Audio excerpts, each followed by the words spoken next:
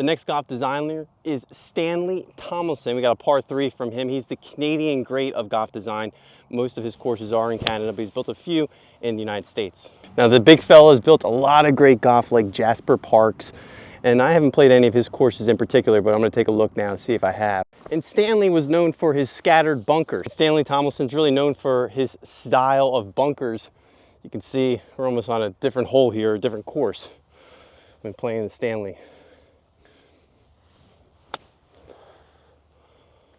And quickly I realized I haven't, because most of them are sitting up there in Canada. We're going to talk all about Stanley, who was born September 18th, 1893, who was a Canadian golf designer of the higher standards and also a great amateur golf.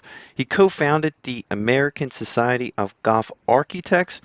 We're going to walk through his history of where he was born in Toronto as a seventh of 9 surviving children. His parents, well, they were middle class, and his father worked for the railroad system.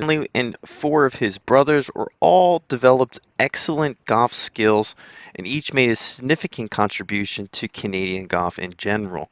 Now, all of 5 Thomas brothers started caddying at Toronto Golf Club, which is located on the east side of the city, which gave them access to golf and golf resources. In 1908, Stanley went into college, where he played on the Rutgers team, then graduated to go right to Ontario Agricultural College, which then changed names, for 1 year and left April 1913. Now, he served on the Canadian military at some point in 1914 to 1915, and then was dispatched in 1917.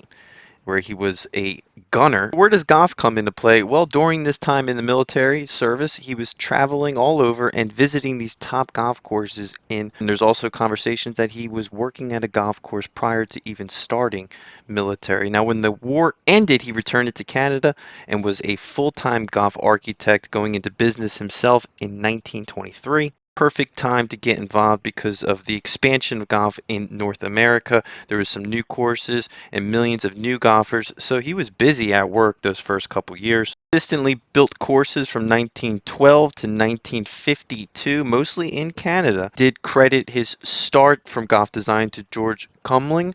He was a longtime professional at Toronto Golf Club and served on several golf administrations during the 20th century. In 1948, Thomas was a co-founder with Robert Trent Jones and Donald Ross to build the American Society of Golf Architects, where he served as the president in 1947, and 4 of his associates also later served as presidents. Got his Hall of Fame or his Walk of Fame when he started the world famous golf courses that were then switched over to national parks in Canada.